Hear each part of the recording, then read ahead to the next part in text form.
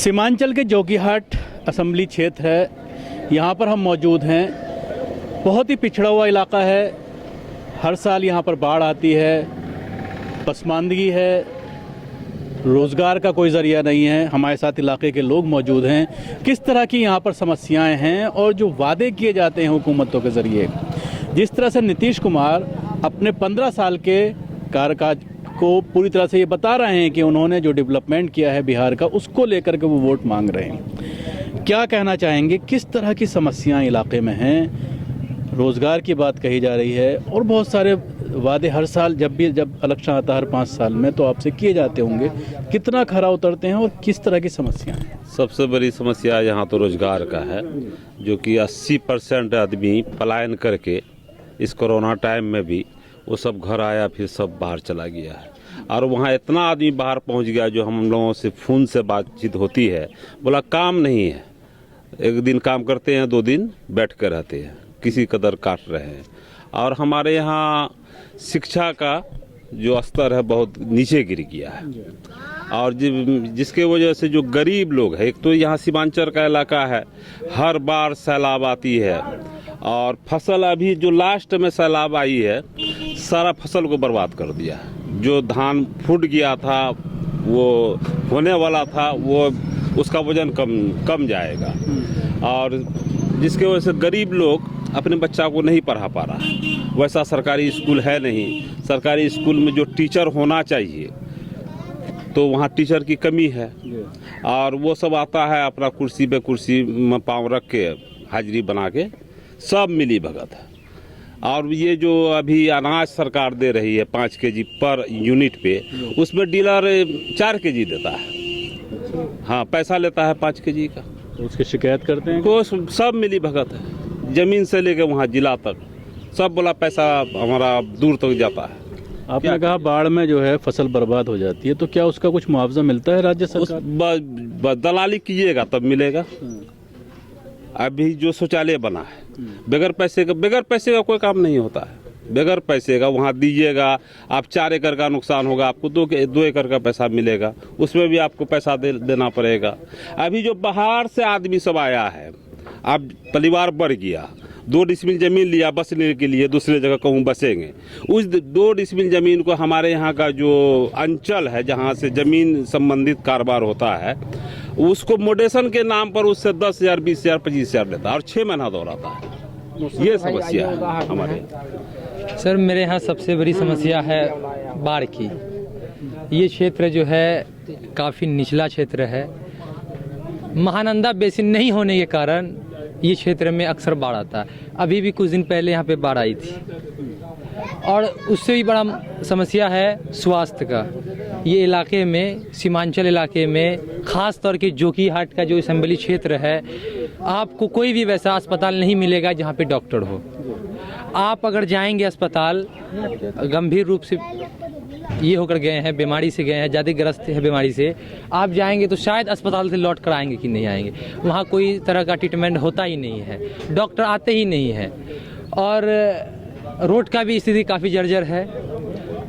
यहाँ पे नहीं तो वैसा कोई यूनिवर्सिटी है, नहीं कोई स्कूल है। मैं अपने दर्शकों को बताना चाहूँगा, ये वही इलाका है जहाँ पर अभी एक पुल के टूटने के दृश्य पूरे नेशनल मीडिया पर दिखाए गए थे, और उसके बाद गांव वालों को नदी पार करने के लिए कश्ती का इस्तेमाल महीनों करना पड़ा, और उसके बाद वो दूसरे किनारे पहुंचते थे। जी देखिए, मैं अपनी बात यहाँ से शुरू करूँगा कि ख़ासतौर से सीमांचल के लोगों के साथ सेकुलर पार्टियों का जो रवैया रहा है, वो इंतहाई काबिल मज़म्मत, अफसोसनाक रवैया रहा है।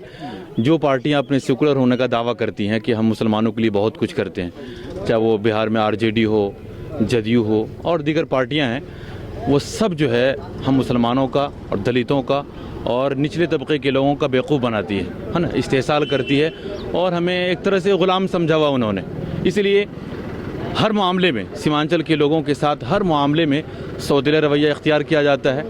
यहाँ की बदहाली को आप देख लीजिए, यहाँ की बदहाली को आप देख सकते हैं। यहाँ पे लोग किस कदर पसमानदगी में है भी, है ना, हर मामले में, चाहे वो पढ़ाई के मामले में हो, शिक्षा के मामले में हो, स्वास्थ्य के मामले में हो, सड़क के मामले में हो, नौकरी है ना, हर मामले में बिहार सरकार जो है, चाहे वो सरकार जिनकी भी रही हो, चाहे वो बीजेपी रही हो, जदयू, आरजेडी। क्या वजह है यहाँ तक विकास नहीं पहुँच पा रहा? क्या पटना से इतना दूर होने की वजह से विकास नहीं आ रहा? जिस तरह से बार बार कहा जाता है नीतीश कुमार के जरिए कि पूरे बिहार में अच्छी सड़कें बना दी गई, एजुकेशन का लेवल अच्छा हो गया, सारे दावे किए जाते हैं, सेहत को लेकर कहा जाता है कि अस्पताल अच्छे हो गए, तो यहाँ क्या दिक्कत है? यहाँ क्यों नहीं पहुँच पा? मुमकिन है वो अपने दावे में सच्चे हों, मुमकिन है वो अपने दावे में सच्चे हों, लेकिन यहाँ तक पहुँचते पहुँचते मुझे लगता है कि उनका जो दावा है वो 20% रह जाता है। 80% जो है वो सारा सामान जो आते आते वो ख़त्म हो जाता है, वो सारे दावे उनके खोखले रह जाते हैं।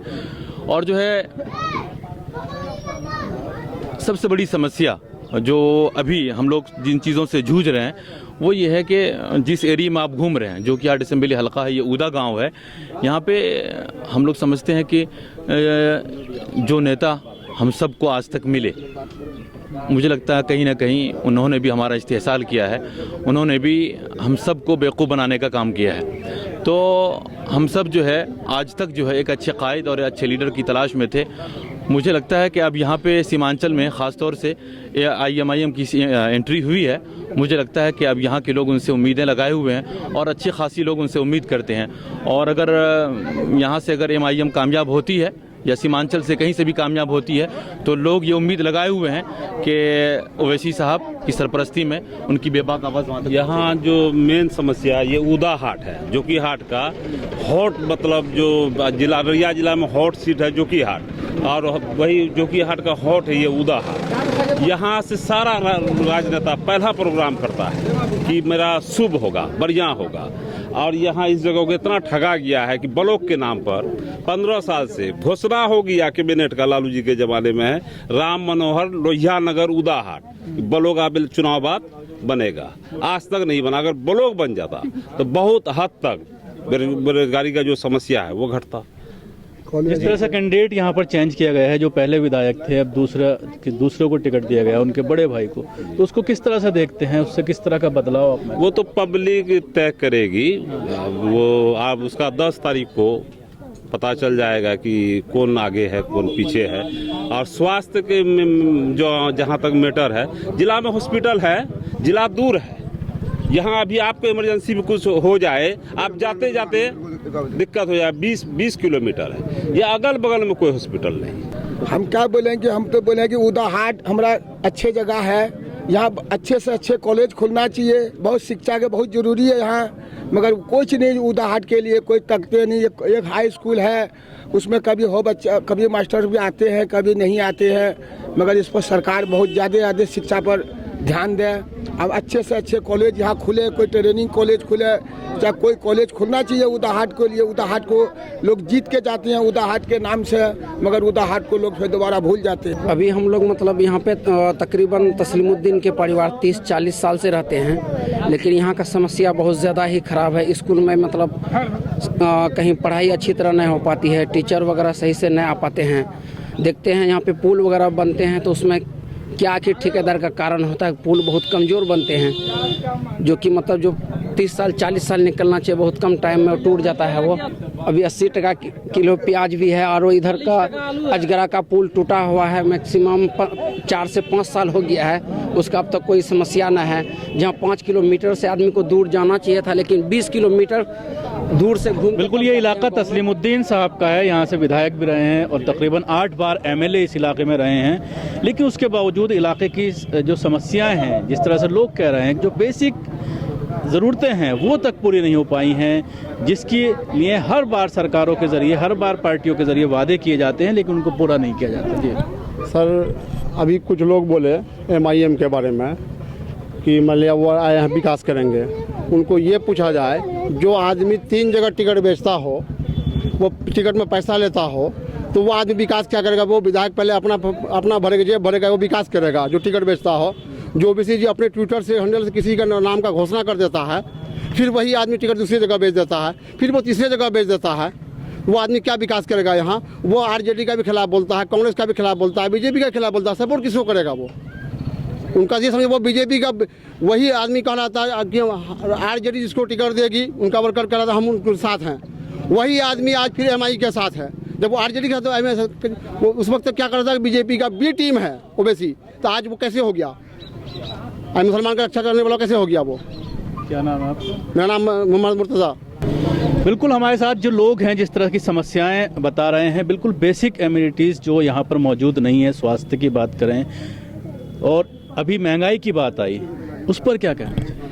महंगाई तो बढ़ी है, लेकिन आज़ादी से अब तक एक ही आदमी जोकीहाट के नेतृत्व कर रहे हैं, जबकि जोकीहाट बिहार में आदर्श विधानसभा होना चाहिए, जो आज तक नहीं हुई। जो लोगों को बुनियादी सुविधा मिलनी चाहिए, अपने क्षेत्र के जनप्रतिनिधि द्वारा वो सुविधा किसी को उपलब्ध नहीं हुआ।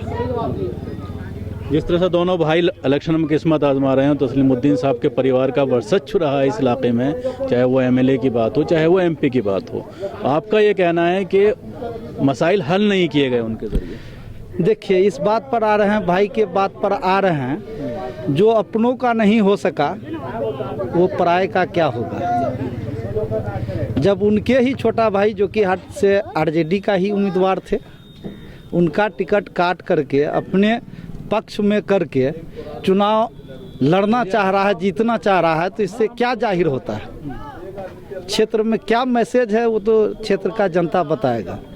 फैसला अच्छा और बुराई का इस बार होना है जोकीहाट का, यानी आज़ादी से अब तक जो चुनाव हुआ ये सबसे टॉप चुनाव होगा और फैसला अच्छा और बुराई का इस बार जोकीहाट में होने जा रहा है। मैं 2009 से धनगमा डोहरी घाट के अंदर में नाव चलाता हूँ। 10 साल हुआ, 2009 से अब तक जो है 10 साल हुआ। 10 साल के अंदर में मतलब एक भी पैसा हमको नहीं मिला। जब 28 रमजान में शाह नवाज विधायक जो आया बन करके, हम उसका मुलाकात किया कागज पत्र लेकर के, बोला कि कहाँ कोई चीज़ है लिखा हुआ कि सरकार से तुमको मदद मिलेगा, तो जिन्होंने ना दिया वो काम नहीं करा सका। उसके बाद जो है बोला कि नहीं ऐसे ऐसे करो और तुमको मिल जाएगा, जो पैसा खर्च बैठेगा बैठा करके मतलब काम करवा लो। तो करवाया तो 16, 17, 18 का पैसा मिला हमको 37,000 रुपया। वो 8 साल जो हम जो गांड घिस से आए, मतलब कुछ भी राहत नहीं मिला हमको। ये पैसा कौन देने के लिए चाहता है? अगर वो लोग चाहता तो हम गरीब आदमी बूढ़ा हो गए, कमाने से मजबूर है, मगर वो आज तक एक भी पैसा नहीं दिया। वो भी जो पैसा मिला तो नाजिर बाबू और सीओ 10,000 टका हमसे लिया, तब वो हमारा मजदूरी दिया। हम लोग ये मजदूर क्लास के आदमी हैं और ज़िंदगी भर हम लोग कता चला के खा रहे हैं, और हम लोगों के लिए सरकार आज तक कुछ नहीं सोचा, कुछ नहीं, सिर्फ मजदूरी पर निर्भर है। बाढ़ के सैलाब में जो पानी आते थे यहाँ, धान उन जितना था सब दही हो गया। वो क्षतिपूर्ति का टका देता था, आपदा मेल में वो भी नहीं दिया। हम लोग डूब के मर रहे हैं, पानी पी कर अपना मर रहे हैं, जी रहे हैं। हम लोगों का जिंदगी कैसे कटेगा? 80 साल उम्र हो गया। हाँ? क्या काम करेंगे हम लोगों? कैसे हम लोग आगे बढ़ेंगे? कैसे सरकार के लिए जिंदगी भर हम लोग का बीत गया, अंगूठा में दाग लगाते लगाते आज तक एक चीज नहीं मिला है। यहाँ अब तक जो काम काज हो पा रहा है बिल्कुल ना के बराबर है। हर बार इलेक्शन आती है, हर लोग, हर नेता बड़े बड़े वादे करते हैं, वादे इतने कि पहाड़ से ऊंचे। जब आप इस सरजमी पे काम देखेंगे, चूंटी से भी छोटे हैं। यहाँ जितने भी सड़कें हैं, एक पुल है मेरा डोहरी वाला पुल, करीब यहाँ से 1 किलोमीटर दूरी पड़ता है, लेकिन अभी वहाँ के जनता 10 किलोमीटर दूर से चक्कर काट के आ रहे हैं। ये पुल बनने उद्घाटन के करीब था, लेकिन कुछ बाढ़ आने की वजह से ध्वस्त हो चुका है। अब 5 साल होने को जा, अभी तक उस पुल का कुछ निर्माण सोचा नहीं यहाँ का नेता। जब भी इलेक्शन का टाइम आता, हम तो बड़े नेता हैं, ये करेंगे वो करेंगे, बस ऐसे ही करके ये लोग टाइम पास करते हैं। और अभी महंगाई का बात आई, उम्र जितनी है मेरी 24 साल उम्र है, कभी भी इतनी महंगी प्याज आलू नहीं खाने को मिला। जिसमें कि सरकार जो किसान सम्मान निधि योजना जो निकाला 2,000 रुपये किस्त की दे रही है, ठीक है, लेकिन हमको जो अभी आलू 60 टका 40 टका जो खिला रही, किस वजह से? ये सब उसी भाड़ में जा रहा हम लोग की पैसा। एक तरफ महंगाई, दूसरी तरफ सस्ताई का ये रास्ता, और कुछ नहीं है। मैं यही मांग करता हूँ सरकार से कि मेरा जो ब्लॉक है बहुत ही निचला इलाका है, हर बार बाढ़ आती है, यहाँ के किसान काफ़ी मेहनत मजदूरी से अपना खेती को सींचते हैं, उसके बाद बाढ़ आकर के वो जो क्षतिग्रस्त हो जाती है, लेकिन इसका मुआवजा ना के बराबर मिलती है। हर जगह घूसखोरी है। अगर मुझे कुछ काम पड़ा, अगर मेरे पैकेट में 2000 रुपये है तो मेरा 3 जोड़ी चप्पल खिया जाएगा उस ब्लॉक के जाते जाते तक। 2 जोड़ी चप्पल मेरा यूं ही ख़त्म हो जाएगा। वहाँ पे मांग करता है बड़ा मोटा रकम, चाहे वो कानून छोटा हो या बड़ा हो, भाई पैसे दो, काम आगे जाएगा। तो इस तरह का समस्या यहाँ का दूर होना चाहिए। और सबसे ज़्यादा कमी है मेरे डिस्ट्रिक्ट के अंदर, यहाँ जो डिस्ट्रिक्ट लेवल पर जो लोग बैठे हैं इन लोगों में कमी है, आगे कोई कमी नहीं है। आगे जो भी पार्सल होता है वो आता है, लेकिन कमी डिस्ट्रिक्ट के अंदर है। यहाँ से बिल्कुल उन्होंने महंगाई का भी मुद्दा उठाया, बाढ़ का भी मुद्दा उठाया, और इस इलाके में सबसे बड़ा मुद्दा जो है वो बाढ़ का है। जिस तरह से लोगों का कहना है कि बाढ़ की वजह से फसल पूरी तरह से बर्बाद हो जाती है और उसका जो मुआवजा राज्य सरकारों से मिलना चाहिए वो मुआवजा मुनासिब नहीं मिल पाता, और मुआवजे के लिए भी रिश्वत लोगों को देनी पड़ती है। लेकिन उसके बावजूद इलेक्शन में अब ये देखने में आ रहा है कि बाढ़ कोई मुद्दा नहीं है, महंगाई कोई मुद्दा नहीं है, ना ही मीडिया के लिए कोई मुद्दा है। महंगाई को लेकर के मीडिया भी बात नहीं करती, और उस पर जिस तरह से आपने देखा होगा कि 20 साल पहले सरकार दिल्ली में जिस तरह से गिरी सिर्फ प्याज के रेट को लेकर, और जिसको मीडिया ने जिस तरह से उछाला, लेकिन अब जिस तरह से आलू और प्याज 50 से ऊपर पहुंच गया है, लेकिन वो इलेक्शन में कोई मुद्दा नहीं है। सभी अहम खबरों के लिए न्यूज़ MX को सब्सक्राइब करें, साथ ही बेल आइकॉन को जरूर दबाएं। लाइक, शेयर, कमेंट करना ना भूलें।